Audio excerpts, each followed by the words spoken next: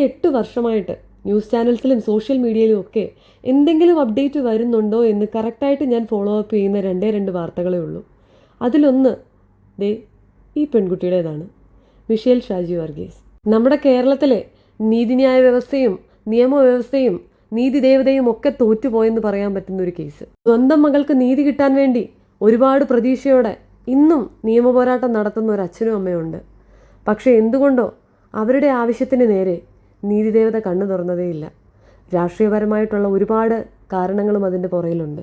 2017 March 5 എറണാകുളത്ത് CA student ആയിരുന്ന Michel Shaji വർഗീസിനെ കാണാതാകുന്നത്.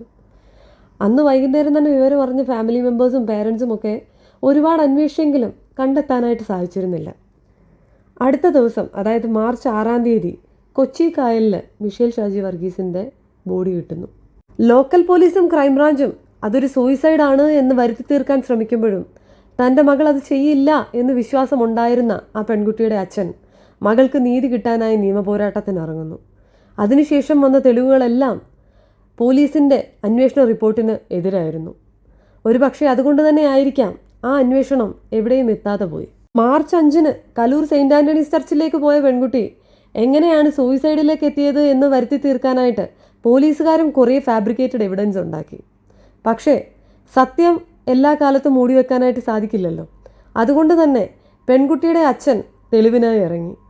അങ്ങനെ കൊണ്ടുവന്ന തെളിവുകൾ പലതും നേരെ പ്രതിയിലേക്ക് എത്താൻ സാധിക്കുന്നതായിരുന്നിട്ട് പോലും പോലീസോ ഗവൺമെൻറ്റോ യാതൊരു ആക്ഷനും എടുത്തില്ല.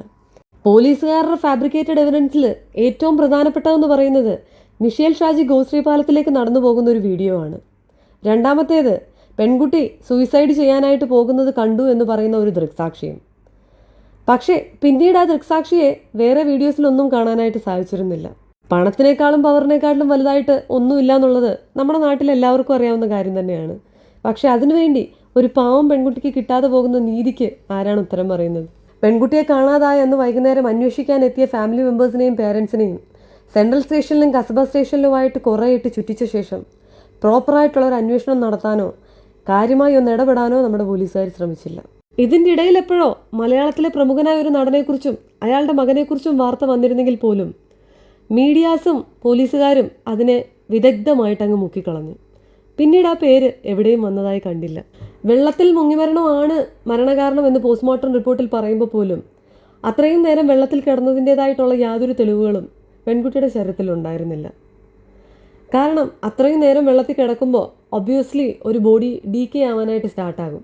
പക്ഷേ അതിൻ്റേതായിട്ടുള്ള യാതൊന്നും ആ ശരീരത്തിൽ ഉണ്ടായിരുന്നില്ല.